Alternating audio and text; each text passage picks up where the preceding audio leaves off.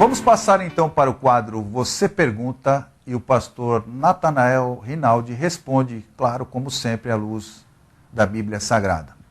E a primeira pergunta que nos chega hoje, pastor Natanael Rinaldi, prezados ouvintes, amigos, diz o seguinte, não temos aqui o nome da pessoa que nos ligou, mas ele pergunta, o Espírito Santo só habita em nós após o batismo nas águas, pastor Natanael Rinaldi? Quero dizer ao nosso consulente, chama-se Júlio César, de Guarujá. Ah, perdão, não tinha visto o nome do irmão amigo. Que o Espírito Santo atua antes do batismo nas águas. Precede a ação do Espírito Santo o batismo nas águas. De acordo com a palavra de Jesus em João, capítulo 16, versículo 7 em diante, Jesus disse, todavia, digo-vos a verdade que vos convém que eu vá, porque se eu não for, o Consolador não virá a vós, mas quando eu for, enviar-vos-ei. E quando ele vier, convencerá o mundo do pecado, da justiça e do juízo, porque vou para meu Pai e não me vereis mais. E ainda tenho muito que vos dizer, mas vós não podeis suportar agora.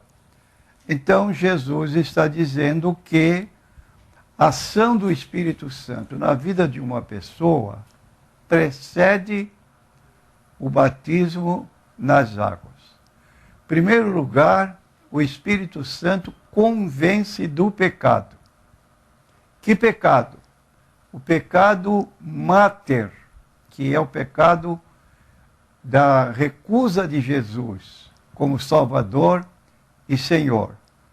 Quando a pessoa aceita Jesus como Senhor e Salvador, como obra do Espírito Santo, através da pregação da palavra de Deus, então há uma mudança que se opera no íntimo.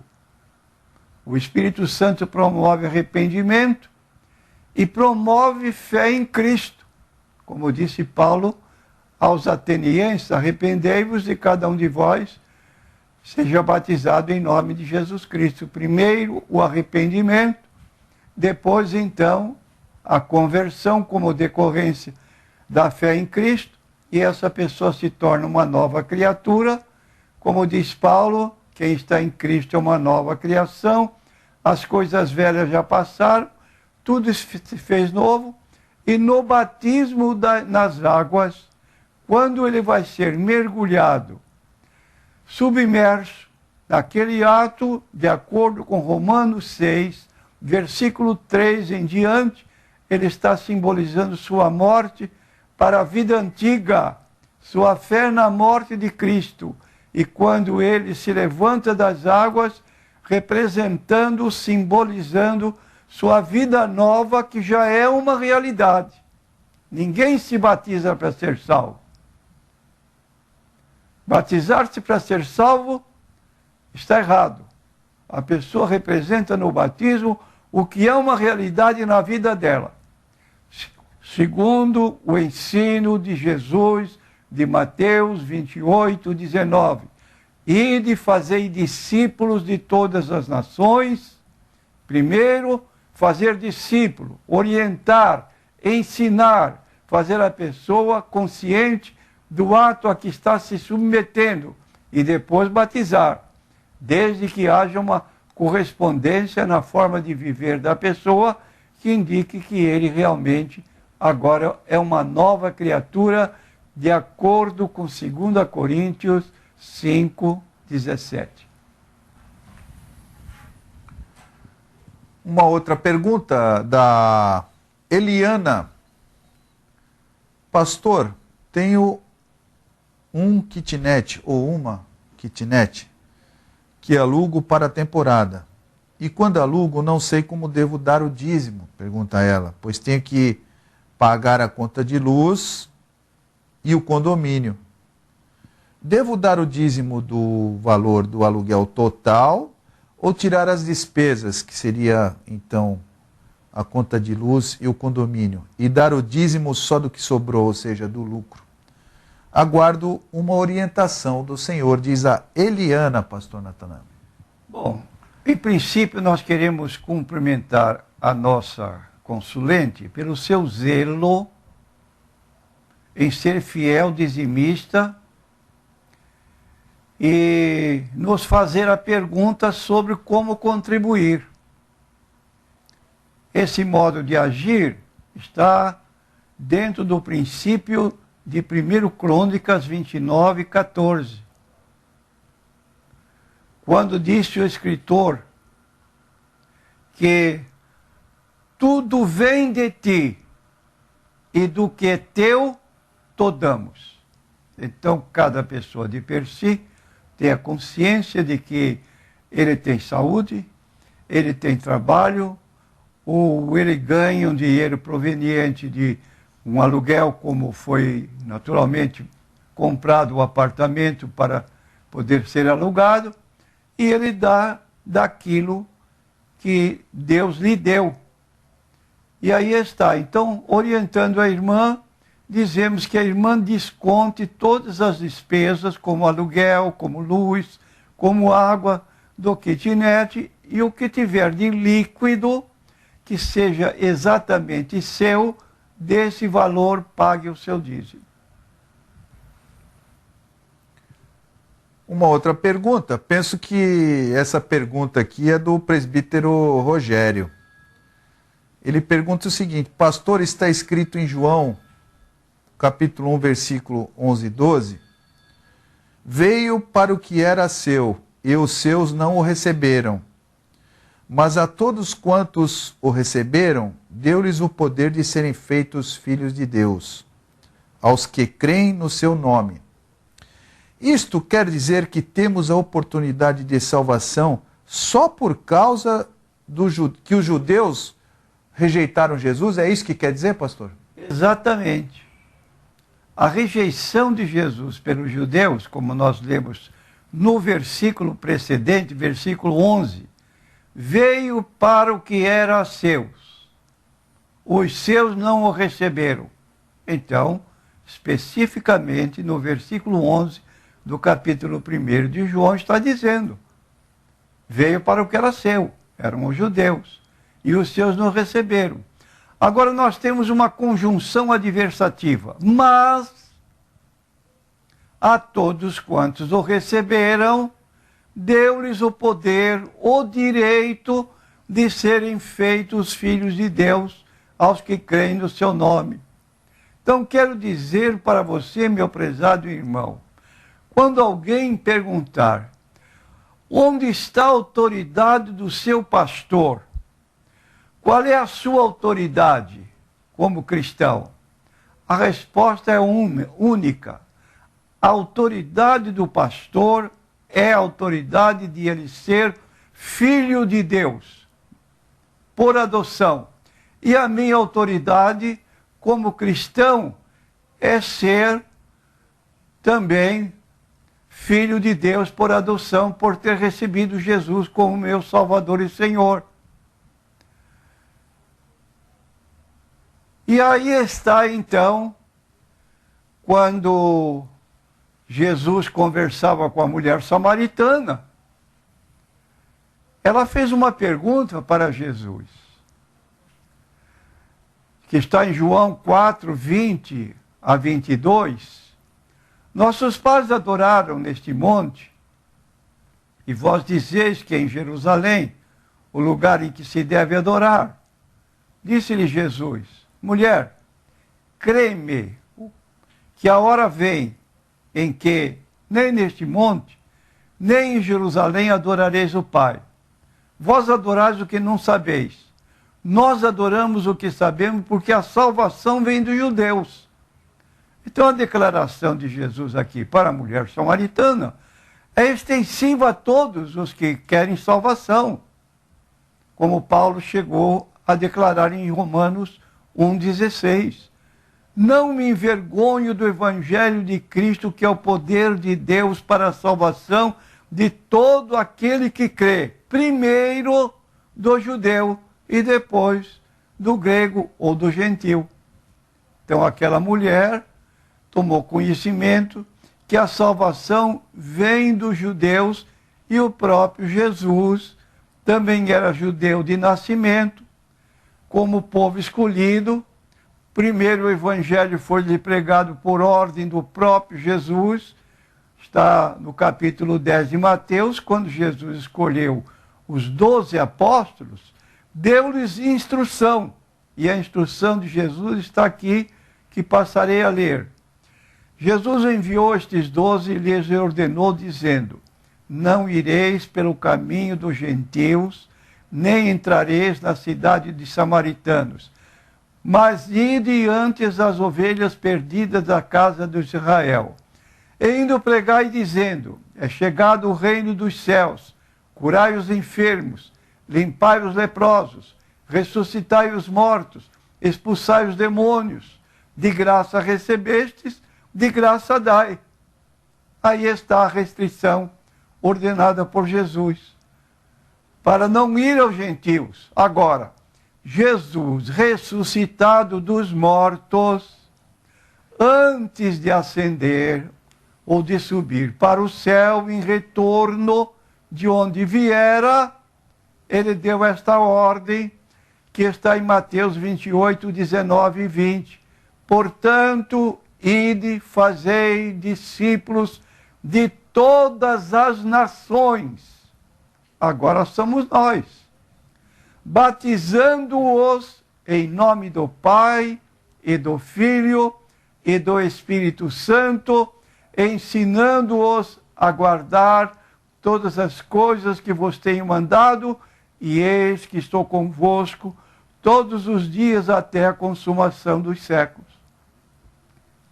Ainda uma citação de Paulo, em Efésios capítulo 2, versículo 12 em diante, que naquele tempo estáveis sem Cristo, separados da comunidade de Israel, estranhos às alianças da promessa, não tendo esperança sem Deus no mundo, mas agora em Cristo Jesus, vós que antes estáveis longe, já pelo sangue de Cristo chegastes perto. Porque Ele é a nossa paz, o qual de ambos os povos fez um, derrubando a parede de separação que está no meio, na sua carne desfez a inimizade, isto é, a lei dos mandamentos, que consistia em ordenanças, para criar em si mesmo, dos dois, um novo homem, fazendo a paz. E pela cruz reconciliar ambos com Deus em um corpo, matando com elas as inimizades. E vindo ele, evangelizou a vós, a paz que estáveis longe e aos que estavam perto, porque por ele ambos temos acesso ao Pai em um mesmo Espírito. Assim que já não sois mais estrangeiros, nem forasteiros, mas concidadãos dos santos e da família de Deus.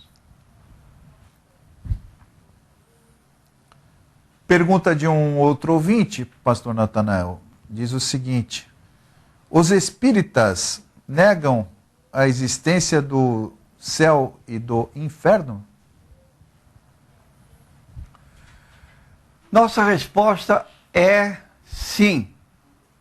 Os espíritas negam a existência desses dois lugares mencionados por Jesus nos evangelhos. Acerca do céu, declaram os espíritas: achais que seja um lugar como os campos elíseos dos antigos, onde todos os bons espíritos estão promiscuamente aglomerados, sem outra preocupação que a de gozar pela eternidade toda de uma felicidade passiva? Isso quem fala é Allan Kardec, fazendo pergunta aos espíritos. Resposta: não. É o espaço universal, são os planetas, as estrelas e todos os mundos onde os espíritos gozam de suas faculdades, sem as tribulações da vida material, sem as angústias peculiares a inferioridades.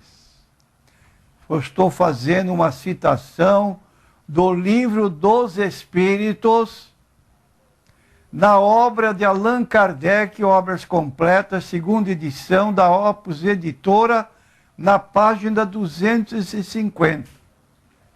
Agora, nosso ponto de vista, à luz da Bíblia Sagrada. Segundo a Bíblia, o céu é chamado por Jesus a casa do Pai.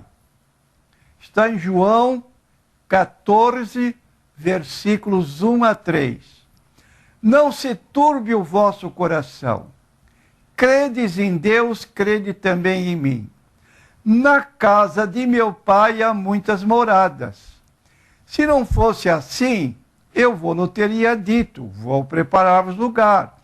E quando eu for e vos preparar lugar, voltarei outra vez e vos levarei para mim mesmo, para que onde eu estiver, estejais vós também. Aí está Jesus falando da casa do Pai, e em João capítulo 17, na sua chamada oração sacerdotal, ele disse: Pai, aqueles que tu me deste, eu quero que eles estejam comigo, para que vejam a minha glória que tu me deste. João, no livro do Apocalipse, foi arrebatado à cidade celestial. Não haverá mais fome, não haverá mais pranto, não haverá mais clamor, não haverá mais dor, porque Deus vai fazer nova todas as coisas. E aí está, então, a descrição que João faz no livro do Apocalipse, para quem quiser conhecer um pouquinho o céu, estando aqui na terra. Mas o céu é uma porta aberta para todos os que recebem a Jesus como Salvador e Senhor. Eu sou a porta, disse Jesus. Quem entrar por mim, salvar-se-á. Salvar-se-á. Então, sobre o inferno, que os espíritas negam, eles dizem o seguinte: ou Deus é perfeito e não há penas eternas, ou há penas eternas e Deus não é perfeito. Se por uma falta passageira, resultante sempre da natureza imperfeita do homem, e muitas vezes do ambiente em que vive, a alma pode ser castigada eternamente, sem esperança de clemência ou de perdão, não há justiça. Isso é declaração de Allan Kardec no livro O Céu e o Inferno, no mesmo livro Obras Completas de Allan Kardec, páginas 740 e 741. Nós respondemos, refutando essa posição, dizendo que Deus é bom, Deus é amor, e há inferno. E para razoar com o que foi lido, um crime praticado não é apenado ou castigado pelo tempo que o bandido demora para cometê-lo, mas pela gravidade do crime praticado. O fato de o homem ter vivido pouco aqui na terra e ser apenado ou castigado com um tormento eterno, não há proporção. Mas o pecado do homem é gravíssimo. É um erro, um pecado cometido contra o Deus Altíssimo. E à medida que o nosso erro é cometido contra pessoas em alta distinção, a penalidade vai crescendo. De modo que o homem despreza o amor de Deus manifestado na dádiva de seu Filho Jesus Cristo, que veio a este mundo com o propósito definido, por ele próprio declarado em Lucas 19, 10, porque o Filho do Homem veio buscar e salvar o que se havia perdido. Para salvar-nos, ele morreu por nós no Calvário, levando em seu corpo os nossos pecados. Como diz o apóstolo Pedro, 1 Pedro 2,24, levando ele mesmo em seu corpo os nossos pecados sobre o madeiro, para que, morto para os pecados, pudéssemos viver para a justiça, e pelas suas feridas foste sarados. Tudo isso como prova do amor de Deus. E Jesus ressuscitou dentre os mortos. Foi assunto ao céu em corpo glorificado, como prova evidente de que o que ele disse era tudo verdade. E o homem recusa, não quer mais, não quer saber, e diz que então é uma desproporção sofrer uma eternidade com um limite de vida de 100 anos. Não! A salvação é de graça, porque pela graça sois salvos, por meio da fé. Isto não vem de vós, é dom de Deus, não vem das obras para que ninguém se glorie. Quem for para o inferno, vai para o inferno porque quer, porque a salvação está oferecida a todos, sem distinção.